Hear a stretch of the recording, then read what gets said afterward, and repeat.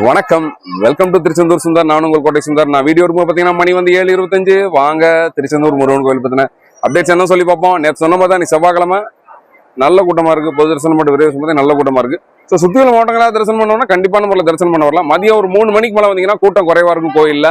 இன்னைக்கான அப்டேட்ஸ் என்ன சொல்லி கேட்டிங்கன்னா, நாளைக்கு புதன்கிழமை கூட்டம் குறைவாக தான் இருக்கும் கோயிலில். அதுக்கேற்ற மாதிரி பிளான் பண்ணிக்குவோம். இது போக முக்கிய நிகழ்வான ஆவணி திருவிழா வர்ற 14/8/2025 காலை 5 to 5:30 மணி அளவில் பார்த்தீங்கன்னா இனிதே கொடியேற்றத்துடன் துவங்குகிறது.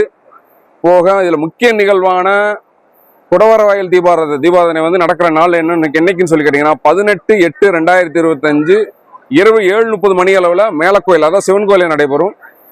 அதுக்கப்புறம் முக்கிய நிகழ்வான சுவாமி சண்முகர் வந்து வெட்டிவர் சப்பரத்தை எழுந்தருள காட்சி நடக்கிற நாள் என்னைக்குன்னு கேட்டிங்கன்னா 20/8/2025 காலை 9 மணி அளவில் பார்த்தீங்கன்னா சண்முகர் வெட்டிவர் சப்பரத்தை எழுந்தருள காட்சியாகி நேராக போய் பிள்ளையன் கட்டல் மண்டபத்தில் போய் சேருவார் சண்முகர்.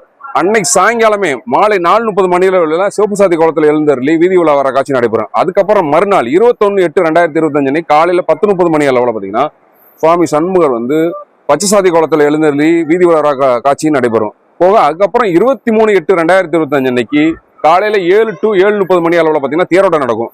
ஸோ இதுதான் எல்லா முக்கிய நிகழ்வுமே வீடியோவில் சொல்லியிருக்கேன். வேற எதுவும் தகவல் வேணா என்னோட வாட்ஸ்அப் நம்பருக்கு இன்பாக்ஸ் பண்ணுங்க.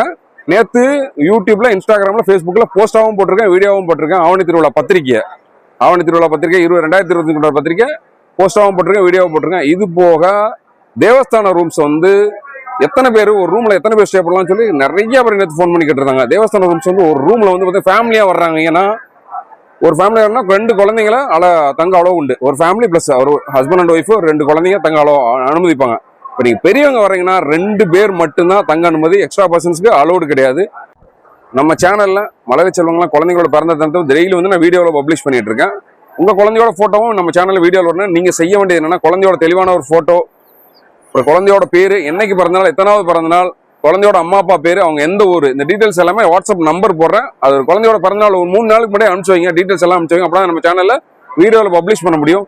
போட்டோஸ் முடிஞ்ச அளவுக்கு நல்ல போட்டோஸ் அனுப்பிச்சு விடுங்க. ரொம்ப சுமாரான போட்டோஸ்லாம் நிறைய வந்துட்டு இருக்கு. நான் தவிர்க்க முடியாத காரணம் மனவர்த்தம் ஆயிடக்கூடாதுன்னு சொல்லிட்டு தான் எல்லாம் நான் வேற வழியே எல்லாம் வீடியோவில் பப்ளிஷ் பண்றேன்னா, கண்டிப்பான முறையில் வந்து நல்ல தெளிவான போட்டோஸ் அனுப்பிச்சாதான் என்னால் வீடியோவில் பப்ளிஷ் பண்ண முடியும். ஸோ அதுக்கேற்ற மாதிரி பிளான் பண்ணிக்கோங்க. இன்னைக்கான அப்டேட்ஸ் தான். இதே மாதிரி டெய்லி திருச்செந்தூர் முருகன் வீட்டுக்கு கூட்டிட்டு வர எனக்கு ஒரு லைக்கை போட்டுருங்க. ஆல்ரெடி நான் சொன்னதான், டெய்லி உணவு கொடுக்குறதுனால வந்து பார்த்தீங்கன்னா காலையில் 10 to 11 மட்டும் தான் வாட்ஸ்அப்ல அவைலபிள் இருப்பேன். காலையில் 10 to 11 மட்டும் தான் வாட்ஸ்அப் வாய்ஸ் கால் அவைலபிள் இருப்பேன். என்ன சொன்னீங்கன்னா வாட்ஸ்அப் வாய்ஸ் கால் கூப்பிடுங்க. இன்ஸ்டாகிராமில் மெசேஜ் பண்ணாதீங்க. நன்றி, வணக்கம்.